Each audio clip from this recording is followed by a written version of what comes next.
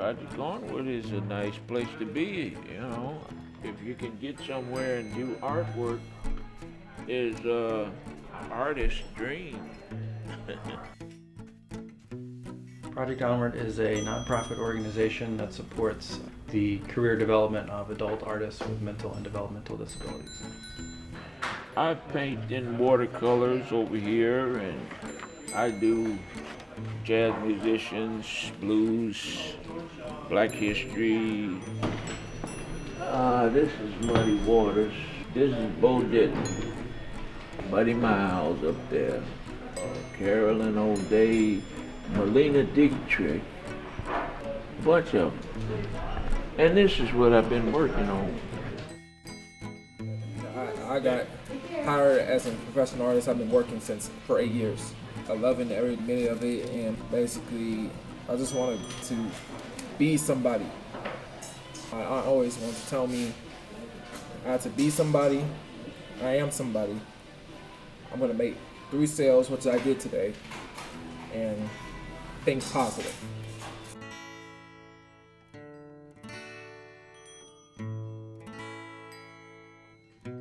My name is Rob Lenz. I'm the program director for Project Onward. After several years of working at Gallery 37, I and my colleague Mark Jackson got to be very interested in artists who had disabilities, particularly autism.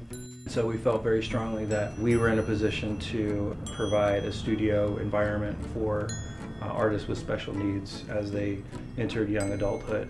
Oh, when I'm drawing, it's like I get lost in it. I think I like cowboys because cowboys got a real strict sense of right and wrong. I like cowboys because they really stand for something. Mostly because cowboys don't turn into politicians.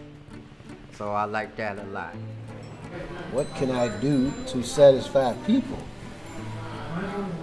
Just like this here picture here, most likely it'll be a woman, some woman. But I try to make it look as good where I can satisfy society. On the back of these pictures, I give meaning and explanation, and I tell them that a painting never sells before its time. But that's the chance a man take on being an artist. My baby left me for the mailman. Bang, bang, bang, bang. Because she said being an artist is not a secure job. Well, well, well, well. I don't get no mail no more. So I don't know if she loves me. Bang, bang, bang, bang. It seems he's always got a paycheck. Boom, boom, boom, boom, boom. And she never worries about the mortgage. Bang, bang, bang, bang. How you like that? All right. Oh yeah, I'm selling that guitar too, boys and girls. These were artists who were incredibly talented and were making really interesting work that already had an audience, but we knew that they wouldn't be able to sustain an art career independently. They weren't going to be able to go to art school and wouldn't be able to get a job. So, you know, in most cases they would just not be making art and not doing much of anything. So we wanted to create a place where they could use their skills and their abilities to make some money, have a sense of belonging, and, you know, have something to do that was meaningful for them. I almost finished it. That's beautiful, George. Yeah. I love it. Oh, thank you. You're welcome. This is a depiction of a house in a place called Edenton, North Carolina. It's really pretty. Wow, yeah, I like the colors. I use the chalk pastel. Chalk pastel. Yes. The artists are making the work where we're selling it, so they often get to meet the customers and the collectors who are buying their work, and in many cases it's the artists themselves who are closing the deal just by meeting the collector and making that connection, and a lot of times that just adds more value to the work. You can see people when they walk in, and then when they leave, they're different. You know, they've had this experience that's sort of profound, but also it's just, you know, it's an exchange, it's a business transaction.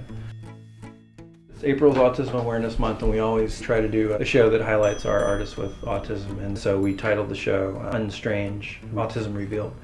With autism, I think we're accustomed to thinking about it as this strange, almost exotic condition that we have a hard time understanding. And I think rather than just accepting that we'll never understand it, we want to make it unstrange, you know, not so weird, but that it's another part of life. I've written 5 books. Gets, you know, good info on what autism's really about. I suffer from Asperger's syndrome. I also have a few other mental illnesses, but this gets me by. Gets me by pretty well. The stuff that's different really stands out, and the stuff that stood out most to us was the work by the students with autism and other disabilities, because it came from a completely different place. There are no rules in art. I don't care what anybody says. There are no rules. Draw whatever you want. Draw whatever you like. That's how it is. That's how I do my art. No rules. We're always talking about people with disabilities, which we have to because that's the population that we support, but it's really abilities that are the reason they're here. When we started our portrait project, it was really important for us to have a sort of a structure where people from the general public could interact with artists in a way that the artist is the expert. You know, they're the professional, they're rendering a service to a customer. But in that process, I mean, it's like getting a haircut. You know, you're putting yourself in the seat with someone who is the professional, and in that transaction you're having a conversation, and it turns into the social exchange. As we observed how people reacted to it, we thought, wow, this is a really amazing way to enact our mission.